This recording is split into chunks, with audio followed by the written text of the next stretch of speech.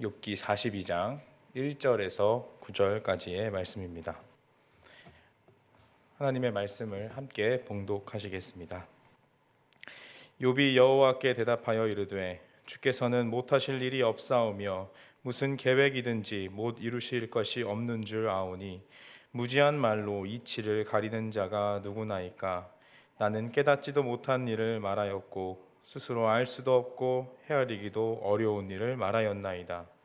내가 말하겠사오니 주는 들으시고 내가 묻겠사오니 주여 내게 알게 하옵소서. 내가 주께 대하여 귀로 듣기만 하였사오나 이제는 눈으로 주를 배옵나이다. 그러므로 내가 스스로 거두어 드리고 티끌과 재 가운데서 회개하나이다. 여호와께서 욥에게 이 말씀을 하신 후에 여호와께서 대만 사람 엘리바스에게 이르시되 내가 너와 내 두 친구에게 노하나니 이는 너희가 나를 가리켜 말한 것이 내 종 욥의 말같이 옳지 못함이니라. 그런즉 너희는 수소 7과 순양 7을 가지고 내 종 욥에게 가서 너희를 위하여 번제를 드리라. 내 종 욥이 너희를 위하여 기도할 것인즉 내가 그를 기쁘게 받으리니 너희가 우매한 만큼 너희에게 갚지 아니하리라. 이는 너희가 나를 가리켜 말한 것이 내 종 욥의 말같이 옳지 못함이라. 이에 대만 사람 엘리바스와 수아 사람 빌닷과 나아마 사람 소발이 가서 여호와께서 자기들에게 명령하신 대로 행하니라. 여호와께서 욥을 기쁘게 받으셨더라. 아멘. 우리 주변에 공감왕들이 참 많습니다. 그 공감이라는 달란트가 얼마나 귀한지 그런 분들을 보면 참 부럽습니다. 말이 끝나기가 무섭게 리액션 부자분들의 격한 반응이 나오면 위로가 필요한 상황, 고민을 털어놓는 그 순간 내 고민이 다 위로되는 것 같고 그리고 그 모임의 분위기도 참 좋아지는 것 같은 경험을 하게 됩니다. 그런데 가끔 그런 분들도 공감의 능력을 10분 발휘하기가 힘든 때가 있다고 합니다. 그것은 누가 보아도 말로 다 할 수 없는 아픔을 겪은 사람들이나 도무지 이해하기 힘든 일을 당한 사람들에 대해서입니다. 이런 일들은 직접 겪어보지 못하면 그 아픔을 다 알 수 없기 때문에 그렇습니다. 혹여 내가 충분히 공감을 한 것 같지만 막상 그 사람의 입장이 되어서 생각해보지 않으면, 그 입장이 돼보지 않으면 100% 공감하기는 어렵습니다. 어쩌면 사람은 그 누구에게도 100% 그 마음을 다 헤아린다고 할 수 없을 것 같습니다. 오늘 본문의 욥은 자신이 하나님의 마음을 공감하고 잘 알고 당대 최고의 의인이라고 살아갔다고 자부했지만 까닭 없는 고난 앞에서 모든 것이 무용지물임을 고백하게 됩니다. 자신이 정말 큰 고통을 직접 당해보고 와, 이거 장난이 아니구나 했던 것입니다. 사람과 사람 사이의 공감도 어려운데 하물며 하나님의 마음을 안다는 진짜 의인이 가능하겠습니까? 거의 불가능에 가까운 것입니다. 그렇다면 우리는 정말 답답해집니다. 우리가 하나님의 마음을 알 수 없다면 안 그래도 힘든 신앙생활의 여정 가운데 얼마나 더 흑암과 같은 느낌을 받겠습니까? 그러나 우리에게는 한 가지 소망이 있습니다. 그것은 하나님께서 먼저 우리에게 보여주시고 알려주고 싶어 하신다는 점입니다. 그래서 우리는 신앙의 출발점을 분명하게 하고 방향을 올바르게 잡는다면 우리에게 마음을 먼저 열어 보여주시고 알게 하시는 하나님의 은혜를 만나게 될 것입니다. 그래서 욥도 오늘 본문 5절에서 내가 눈으로 주를 배옵나니 라고 고백하고 있는 것입니다. 내가 주님을 보았다라는 고백은 하나님은 정말 좋으신 분이십니다. 혹은 하나님은 사랑이십니다. 라는 이런 형용사가 들어간 고백이 아닙니다. 단지 하나님이란 존재 그 자체를 있는 그대로 본 것입니다. 하나님의 마음을 아는 하나님과의 공감의 출발점은 바로 이 지점입니다. 하나님의 존재를 어떤 형용사나 미사여구, 우리의 제한된 이해로 이해하려고 하는 것이 아니라 하나님을 있는 그대로 볼 수 있어야 한다는 것입니다. 오늘 어떻게 욥이 그런 궁극의 고백에까지 다다를 수 있었는지 본문을 통해서 한번 살펴보겠습니다. 오늘의 주인공 욥은 동방 사람 중에 가장 큰 자였습니다. 욥기 1장 1절을 보면 우스 땅에 욥이라 불리는 사람이 있었는데 그 사람은 온전하고 정직하여 하나님을 경외하며 악에서 떠난 자더라라고 되어 있습니다. 우스 땅이라고 하면 이방 지역인데요. 욥은 유대인이 아닌 훌륭한 이방인이었습니다. 그리고 2절에서 이어지는 묘사를 보면 그 소생은 남자가 7이요 여자가 3이며 그 소유물은 양이 7천이요 약대가 3천이요 소가 500결이요 암나귀가 500이며 종도 많이 있었으니 이 사람은 동방 사람 중에 가장 큰 자라라고 되어 있습니다. 자녀도 많고 소유도 많은 것으로 보아 당시에도 그렇고 우리 생각에도 하나님께 복을 많이 받은 사람처럼 보입니다. 당시 이스라엘에서도 부유한 사람은 하나님 앞에서 신실했기 때문에 그런 복을 받는다라고 생각을 해서 욥은 누구보다 신실했고 그래서 복을 많이 받았다라고 여겨졌을 것입니다. 그런데 우리가 잘 알다시피 사탄은 그런 훌륭한 사람과 하나님과의 관계가 셈이 났던지 9절에서 하나님께 내기를 제안합니다. 제가 읽겠습니다. 사탄이 여호와께 대답하여 이르되 욥이 어찌 까닭없이 하나님을 경외하리이까? 주께서 그와 그의 집과 그의 모든 소유물을 울타리로 두르심 때문이 아니니까. 주께서 그의 손으로 하는 말을 복되게 하사 그의 소유물이 땅에 넘치게 하였음이니이다. 물론 이 대목에 있어서 학자들마다 이때 등장한 사탄이 우리에게 익숙한 그 사탄인지 단지 그 역할을 담당한 한 명의 등장인물인지는 의견이 분분하지만 오늘 메시지의 결론은 이것과 관련이 적어서 우리는 세민한 사탄 정도로 이해하면 좋을 것 같습니다. 사탄의 생각에는 하나님이 욥을 울타리로 보호해 주셔서 하나님을 경외한다라고 생각했던 것입니다. 그러니 그 울타리를 거두어도 하나님을 과연 경외하는지 보자 하나님께 제안했던 것입니다. 하나님은 이 사탄의 제안을 받아들이시고 욥을 테스트하기로 결정합니다. 다만 한 가지 제한 사항을 두시는데요.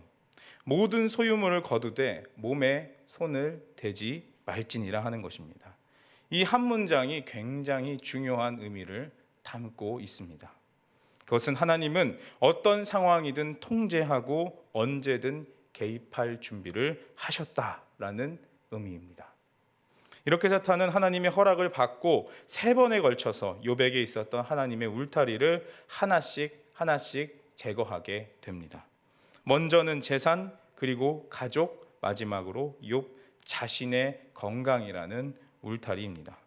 재산은 약탈당하고 알 수 없는 큰 바람에 자녀가 다 죽게 되어 가족을 잃었지만 그럼에도 욥은 끝까지 하나님을 원망하지 않았습니다. 그리고 마지막으로 자기 자신에게 가장 큰 고통이 될 수 있는 악성 피부병이 일어나자 죽을 것 같은 고통을 당하게 되는데요. 그럼에도 욥은 하나님을 저주하거나 원망하는 모습을 보여주지 않습니다. 저는 아마 재산 약탈당하는 일만 당해도 하나님이 없는 것 아니냐 원망하고 막 난리를 칠 것 같은데 욥은 진짜 의인인 것처럼 보이죠. 이때 욥의 세 친구가 욥이 재앙을 당했다는 소식을 듣고 불이 나게 달려옵니다. 다들 공감 천재들이라 무려 7일 동안이나 욥과 함께 울어주었습니다. 그런데 문제는 그 다음에 일어났습니다. 이 친구들이 갑자기 꼰대가 되어서 훈수를 하기 시작하는 것입니다. 너는 이래서 이런 재앙을 당한 거야. 그냥 이런 말도 안 되는 고통을 겪은 욥과 함께 슬퍼해 주기만 해도 모자란데 정말 이상합니다. 사실 욥기의 저자는 이 친구들의 말을 통해서 하나님에 대한 고정관념들을 하나씩 우리에게 소개해 주고 있습니다. 3명의 친구 입을 빌려서 마치 한 명 한 명의 신학자들이 욥에게 지금 일어난 일에 대한 강의를 해주는 것과 같습니다. 첫 번째 친구 엘리바스는 욥기 5장 17절과 18절에서 하나님은 고통을 기쁨으로 역전시켜 주실 거야 라고 말합니다. 17절과 18절을 제가 읽겠습니다. 볼지어다 하나님께 징계받는 자에게는 복이 있나니 그런즉 너는 전능자의 징계를 업신여기지 말지니라. 하나님은 아프게 하시다가 싸매시며 상하게 하시다가 그의 손으로 고치시나니. 이 말은 죄 없는 사람과 정직한 사람은 절대 멸망하지 않는다는 말과 같습니다. 당연하죠. 하나님은 절대 의인을 버리지 않으실 것입니다. 그러나 첫 번째 친구 엘리바스의 말은 모든 상황에서 항상 옳은 말은 아닌 것입니다. 왜냐하면 하나님께서는 때론 무죄한 자의 피를 받으실 때도 있으셨기 때문에 그렇습니다. 두 번째로 친구 빌닷은 내 자녀들의 죄 때문에 이런 재앙을 만났다. 네가 대신 회개하라 라고 말하고 있습니다. 8장 4절에서 7절을 한번 보시면 내 자녀들이 주께 죄를 지었으므로 주께서 그들을 그 죄에 버려두셨나니 내가 만일 하나님을 찾으며 전능하신 이에게 간구하고 또 청결하고 정직하면 반드시 너를 돌보시고 내 의로운 처소를 평안하게 하실 것이라. 내 시작은 미약하였으나 내 나중은 심히 창대하리라. 방금 익숙한 구절이 여러분 들리셨죠? 당시 전통적인 교훈이었지만 우리가 알고 있듯이 좋은 맥락에서 나온 말은 아니었습니다. 지금 욥을 탓하는 중에 빌닷이 가지고 있는 정의, 그의 가치관 속에서 나온 인간적인 판단이었던 것이죠. 빌닷의 정의에 따르면 욥의 자녀들은 악했기 때문에 죽었다라는 것입니다. 그래서 앞으로 욥이 바른 기도 생활과 거룩한 삶으로 돌아간다면 하나님이 너를 회복시키실 것이다 라고 충고하고 있는 것입니다. 처음 말했던 친구는 의인은 버리지 않아질 것이다. 하나님은 의인을 버리지 않으셔 하는 자신의 신학으로 하나님의 이미지를 만들어내었습니다. 물론 하나님께서 이런 면도 있으시죠. 그러나 어떤 기준으로 우리가 의인이라 칭할 수 있겠습니까? 그리고 하나님께서 의인을 버리신다 한들 그냥 버리시겠습니까? 그리고 두 번째 빌닷의 말에는 인간의 훌륭한 행동에 따른 하나님의 보상이 공식적으로 전제되어 있는 신학과 같습니다. 우리가 열심히 신앙생활하면 하나님께서 복 주실 거야 하는 것이죠. 빌닷은 경건에 대한 문제로 가장 경건했던 욥을 충고하고 있는 것입니다. 물론 이 경건 자체를 틀렸다 할 수는 없겠지만 문제는 빌닷이 욥의 자녀들이 그들의 죄 때문에 죽었다고 잘못 알고 있다는 데 있습니다. 사실 욥의 자녀들이 죽음에 대한 원인은 알 수 없는 것인데 그것을 자신의 정의와 자신의 신학으로 판단하고 있는 것입니다. 그리고 더 나아가서 내가 아는 하나님은 경건한 사람을 좋아하시니까 그렇게 하면 반드시 너를 보상해 주실 거야 라고 얘기하는 것입니다.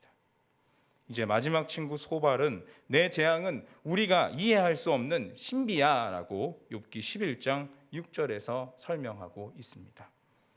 지혜의 오묘함으로 내게 보이시기를 원하노니 이는 그의 지식이 광대하심이라. 하나님께서 너로 하여금 너의 죄를 잊게 하여 주셨음을 알라. 너무 멋진 말 같죠? 그런데 친구 소발도 여지없이 욥이 고난 당하는 이유를 너의 죄 때문이다라고 이야기하고 있습니다. 때문에 이 말은 고차원적인 고난에 감추어진 신비 이런 맥락이 아니라 철저히 죄의 결과로 너는 고통받는 것이다라고 말하고 있는 것입니다. 이 세 친구의 신앙 훈수에는 공통점이 있습니다. 욥 자신이나 혹은 너의 가족에 죄가 있기 때문에 고난을 당했다라는 것입니다. 쉽게 말해 죄 때문이야 라는 거죠. 죄라는 원인이 있기 때문에 하나님의 재앙이라는 결과가 있었다라는 인과응보적인 생각이 그들의 공통점이었습니다. 욥에게 재앙이 닥쳤고 이제 그 재앙이 무엇 때문인가 알아야 하겠는데 당연히 하나님 때문은 아니겠고 하나님께서 주신 말씀이나 율법 때문도 아니겠고 문제는 뭐만 남았습니까? 욥 너 자신의 문제야라는 것입니다.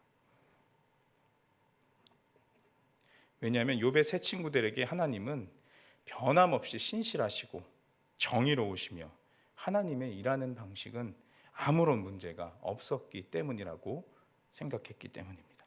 논리상 일리는 있습니다. 하나님이 문제없고 하나님께서도 인과응보로 세상의 원리대로 일반 원리대로 일하심이 분명히 있습니다. 그럼 남은 건 뭐밖에 없습니까? 욥밖에 남지 않았죠. 욥이 문제가 있는 것이겠습니까? 그러나 우리 모두가 한 가지 간과한 사실이 있습니다. 그것은 인과응보라는 구조가 가진 우리의 가치관, 인간이 내린 판단이나 정의일 수 있다라는 것입니다. 하나님의 일하심이 인과응보적인 방식으로만 작동해야 한다는 생각은 우리의 선입견이자 판단일 수 있다는 것입니다.